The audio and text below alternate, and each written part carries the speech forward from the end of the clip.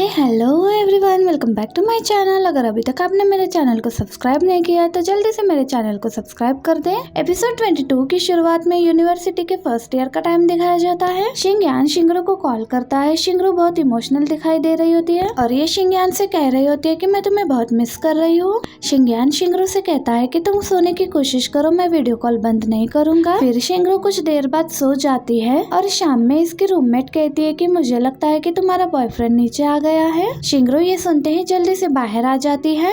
शिंगरू शिंगयान को हक करती है। अब शिंगयान शिंगरू से कहता है कि तुम बिना जैकेट के ही बाहर आ गई हो और ये अपना मफलर उतार कर शिंगरू को देता है। शिंगरू इससे पूछती है कि तुम यहाँ पर क्या कर रहे हो। शिंगयान कहता है कि तुमने न तो मुझसे कहा था कि तुम मुझे मिस कर रही हो, इसलिए मैं यहाँ पर आ गया। शिंगयान इससे कहता है कि मैं तुम्हें डॉक्टर के पास ले चलता हूँ। तो शिंगरू कहती है कि मैं तुमसे मिलने के बाद ठीक हो गई हूँ। शिंगयान कहता है कि मैं डॉक्टर नहीं हूँ, इसलिए तुम्हें डॉक्टर के पास जाना चाहिए। तो शिंगरू कहती है कि नहीं, तुम डॉक्टर हो। अब प्रेजेंट टाइम में दिखाया जाता है कि डॉक्टर शिंगरू को आकर कहते हैं कि हमें जल्द से जल्द शिंगयान की सर्जरी करनी होगी। ये शिंगरू को सर्जरी कंसल्टेंट फॉर्म साइन करने के लिए कहते हैं और इससे पूछते हैं कि क्या तुम पेशेंट की वाइफ हो। तो शिंगरू कहती है कि नहीं, मैं उसकी गर्लफ्रेंड हूँ। शिंगरू साइन करने ही वाली होती है लेकिन डॉक्टर कहते हैं कि तुम साइन नहीं कर सकती और कहते हैं कि ये फॉर्म सिर्फ फैमिली मेंबर ही साइन कर सकते हैं। शिंगरू कहती है कि लेकिन उसके फैमिली मेंबर्स यहाँ पर नहीं है। चेंजू कहती है कि वो तो अब्रॉड गए हुए हैं। ये सुनकर डॉक्टर सर्जरी करने के लिए मान जाते हैं। कहते हैं कि मैं अपने सीनियर डॉक्टर्स को इन्फॉर्म कर देता हूँ। थोड़ी देर बाद शिंगयान की सर्जरी हो गई होती है। डॉक्टर बाहर आकर बताते हैं कि ऑपरेशन सक्सेसफुल हो गई है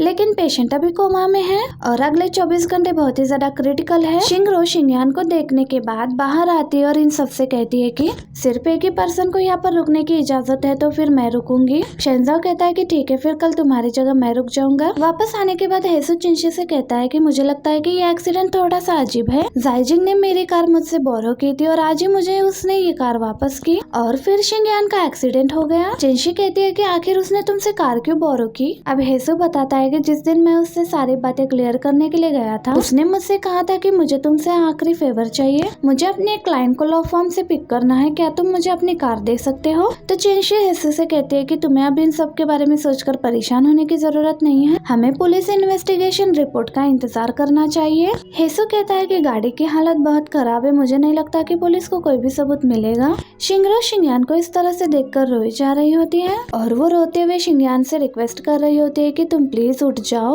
और दिखाया जाता है कि अगले सुबह यूसी शिंगरू के लिए ब्रेकफास्ट लेकर आता है। शिंगरू कहती है कि मुझे भूख नहीं है। तो यूसी शिंगरू से कहता है कि फिर भी तुम्हें खाना हो पड़ेगा। फिर यूसी शिंगरू से कहता है कि तुम वापस जाकर फ्रेश हो जाओ और कुछ देर के लिए मैं यहाँ पर शिंगयान के साथ रुक जाता हूँ, लेकिन शिंगरू मना कर देती है। यूसी शिंगरू से कहता है कि मैंने डॉक्टर से शिंगयान के बारे में पूछा है, डॉक्टर ने कहा है कि ये जल्दी उठ जाएगा, लेकिन क्या तुम ये चाहती हो जब शिंगयान होते तो तुम्हें इस हालत में देखें। शिंगरू कहती है कि ठीक है, फिर मैं शावर लेने के लिए जा रही हूँ। शिंगरू जब वापस आती है तो शेंजाओ से पूछता है कि तुम यहाँ पर क्या कर रही हो। तो शिंगरू कहती है कि मैं यहाँ शावर लेने के लिए आई हूँ।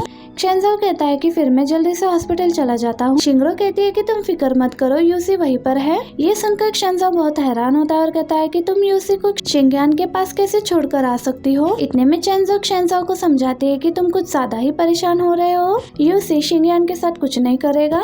और दूसरी तरफ यूसी शिंगयान से कह रहा होता है कि देखो तुम्हारी वजह से शिंगरू की क्या हालत हो गई है, अगर तुम इसी तरह से मर गए तो मैं तुम्हें बता दे रहा हूँ कि मैं शिंगरू को जल्दी से अपने साथ जर्मनी लेकर चला जाऊंगा। अगर तुम नहीं चाहते कि ऐसा कुछ भी हो तो तुम्हें जल्दी से उठना होगा। यूसी की ये सारी बातें सुनकर शिंगयान अपनी उंगलियां मूव कर रहा होता है। तो इतने में यहाँ पर शिंगरू आ जाती है और जब यूसी वापस जा रहा होता है तो उसकी मुलाकात जाइजिंग से होती है। यूसी उससे कह रहा होता है कि तुम्हें अंदर नहीं जाना चाहिए क्योंकि एक ही पर्सन यहाँ पर अलाउ है और शिंगयान के पास शिंगरू है अभी। यूसी कहने लगता है कि कई बार रिलेशनशिप भी हॉस्पिटल के वार्ड के जैसे होते हैं जहाँ पर एक से ज्यादा की गुंजाइश नहीं होती। ये सुनकर जाइजिंग कहती है कि तुम आखिर इन सब बातों से कहना क्या चाहते हो।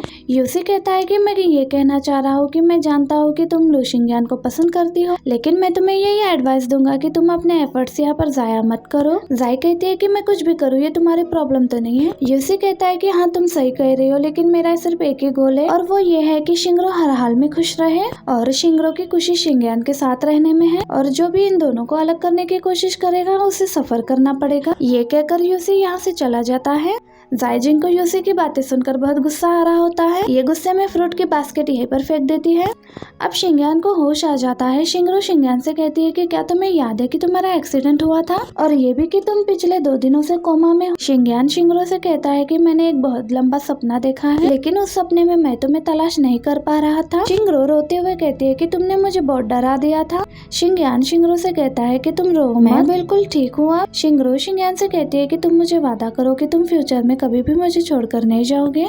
शिंगयान शिंगरू से कहता है कि तुम कैसी बातें कर रही हो, मैं भला तुम्हें छोड़कर कैसे जा सकता हूँ। शिंगयान शिंगरू से कहता है कि मैं तुम्हारा हाथ पकड़ना चाहता हूँ। शिंगरू शिंगयान से कहती है कि तुमने पहले ही मेरा हाथ पकड़ा हुआ है। अगले दिन चेंजो ने क्षेंजाओ के लिए ब्रेकफास्ट बनाया होता है। क्षेंजाओ बहुत हैरान हो गया होता है और कहता है कि क्या तुम वही शेंजो हो जिसको मैं जानता हूँ। चेंजो कहती है कि हाँ, मैं बस तुम्हें अच्छे से ट्रीट करना चाहती हूँ। क्षेंजाओ कहता है कि मैं पहले ही तुम्हें अपना कार्ड दे चुका हूँ, अब मेरे पास पैसे नहीं है।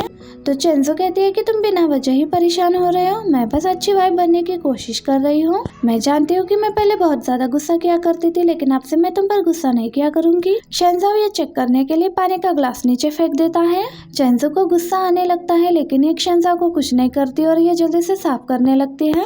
अब चेंजो इसी बात का फायदा उठाते हुए चेंजो को परेशान करने लगता है और कहता है कि ये दूध गर्म है, मुझे ठंडा दूध पीना है। चेंजो जब ठंडा दूध लेकर आती है तो कहता है कि अब मेरा दूध नहीं, कोला पीने का मन कर रहा है। जब ये इसके लिए कोला लेकर आती है तो चेंजो शुगरलेस कोला का डिमांड करता है। ये देखकर चेंजो को गुस्सा आने लगता है तो ये रोने लगती है। तो चेंजो इसे कहता है कि तुम रो नहीं, मैं तो बस तुम्हें तंग कर रहा था। चेंजो कहती है कि मुझे अपने आप पर गुस्सा आ रहा है, मैं क्यों अपने गुस्से को कंट्रोल नहीं कर सकती। चेंजो कहता है कि तुम मुझे माफ कर दो, मैं बस तुम्हें टीज कर रहा था। चेंजो कहती है कि सब लोग सही कमेंट कर रहे थे, मैं अपने गुस्से को कंट्रोल नहीं कर पाती। चेंजो कहता है कि कोई कुछ भी कहे, तुम्हें उन लोगों की बातों की परवाह करने की कोई भी जरूरत नहीं है, तुम जैसी हो तुम वैसे ही रहो। चेंजो कहती है कि मैं वादा करती हूँ कि अब मैं बिना वजह तुम पर गुस्सा नहीं किया करूंगी।